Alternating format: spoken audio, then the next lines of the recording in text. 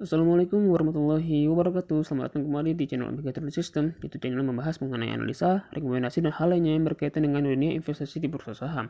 Sebelum kita lanjut, tidak ada salahnya bagi teman-teman semua untuk terus mendukung channel ini dengan cara like, komen, dan share video ini. Dan juga jangan lupa juga subscribe channel ini dan nyalakan loncengnya agar kamu semua selalu update video terbaru dari Omega Trader System.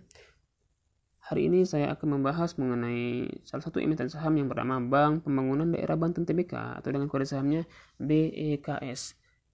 Seperti yang kita lihat saat ini, harga saham dari Bank Pembangunan Daerah Banten Tbk ini mengalami auto reject atas ataupun mengalami kenaikan harga 35% ataupun naik 35 poin, di mana harga sebelumnya berada di harga Rp102 per lembar sahamnya. Tentunya jika kita lihat di sini antara permintaan yang sudah mengantri di harga 137 ini berada di 1.587,715 lot ya. Dimana tentunya hal ini akan menjadikan harga saham dari bank ini akan terus mengalami kenaikan ya, dimana sudah banyak sekali yang ngantri untuk membeli saham ini ya. Apa yang terjadi dengan saham Bank Pembangunan Daerah Banten ini? Mengapa tiba-tiba mengalami kenaikan yang cukup signifikan gitu?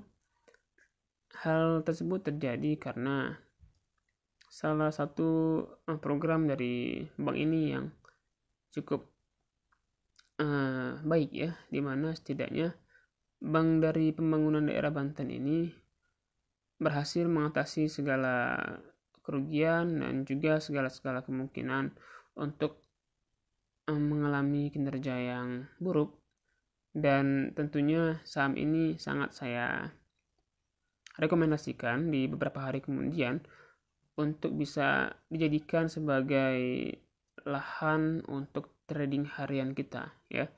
Tentunya dengan melihat kondisi dan situasi keesokan hari, di mana jika kita lihat harga tertinggi dari harga saham ini mencapai hampir Rp500 per lembar sahamnya, kemudian terus turun di mana tentunya harga saham ini akan cenderung berada di sekitar harga Rp200 per lembar sahamnya di beberapa bulan ke depan gitu. Akan tetapi saya sangat merekomendasikan teman-teman untuk selalu menggunakan manajemen risiko yang baik agar tidak membeli di harga tertinggi dan juga tidak mengalami kerugian yang sangat signifikan gitu. Karena meskipun teman-teman bisa mendapatkan keuntungan yang maksimal di saham ini, tetapi tentu saja teman-teman harus mengutamakan manajemen risiko yang baik ya. Jika kita lihat dari fundamentalnya, di tahun 2020 ini perusahaan dari bank ini mengalami kinerja yang tidak terlalu baik ya, di mana perusahaan ini mengalami kerugian 42,49% dari net profit marginnya, dengan pertumbuhan aset dan modal bersihnya juga turun.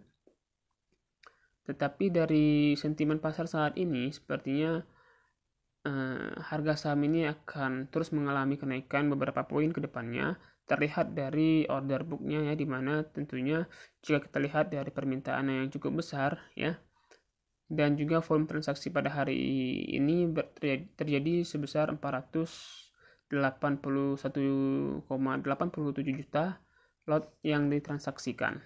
Tentunya memiliki kecenderungan untuk naik beberapa poin, tetapi jangan sampai teman-teman membeli saham ini di saat awal pembukaan, di mana kecenderungan harga akan mengalami penurunan beberapa poin di jam-jam 1 jam setelah pembukaan ataupun beberapa jam kemudian setelah mengalami pembukaan di sesi pertama. Sebaiknya Anda bisa membeli saham ini di akhir sesi ataupun ketika harga saham ini sudah hampir menyentuh auto reject atas ya, Anda bisa memburu saham ini secepat mungkin gitu. Kemudian pertanyaannya, apakah saham ini akan memiliki kemungkinan besar untuk mengalami penurunan kembali?